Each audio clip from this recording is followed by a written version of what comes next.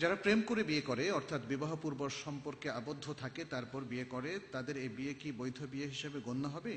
কোনো মেয়েকে বিয়ে করার নিয়ত রেখে তার সাথে প্রেম করার ব্যাপারে শরীয়তের হুকুম কি? আল্লাহু আকবার। প্রথম কথা হচ্ছে, প্রেম করা খুব ভালো জিনিস, কিন্তু খারাপ না। কি খারাপ? এটা খারাপ না, কিন্তু করতে হবে বিয়ের পরে। ইসলামের ইনস্ট্রাকশন হচ্ছে প্রেমটা করতে হবে বিয়ের পরে। প্রেম কথাটাকে আমরা স্বামী স্ত্রীর মধ্যে সীমাবদ্ধ রাখাটাই এটা শরীয়তের দৃষ্টিভঙ্গি। প্রেমটাকে আমরা দ্বীনি ওয়ার্ড হিসেবে ব্যবহার করি না, কারণ প্রেমের আরবি শব্দ হচ্ছে ইশক। ইশক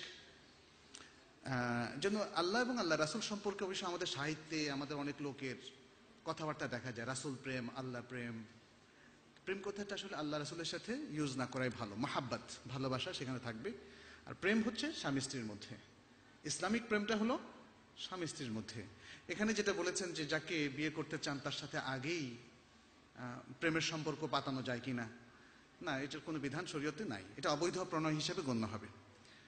যার সাথে বিবাহ বন্ধনে আবদ্ধ হবেন, আপনি পুরুষ হন অথবা নারী হন না কেন, প্রয়োজনীয় কথা, প্রয়োজনীয় দেখা সাক্ষাৎ সেটা জায়েজ আছে। তবে দেখা সাক্ষাতের ক্ষেত্রে আরেকটা কথা মনে হয় আমাদের বলা উচিত, সেটা হচ্ছে মাহরাম থাকতে হবে। মানে যিনি প্রস্তাব করছেন, তিনি যে নারীকে বিবাহ করতে চান, সে নারীর সাথে তিনি নির্জনে একসাথে হতে পারবেন না, নির্জনে বেড়াতে যেতে পারবেন না, নির্জনে গিয়ে পার্কে বসতে পারবেন না।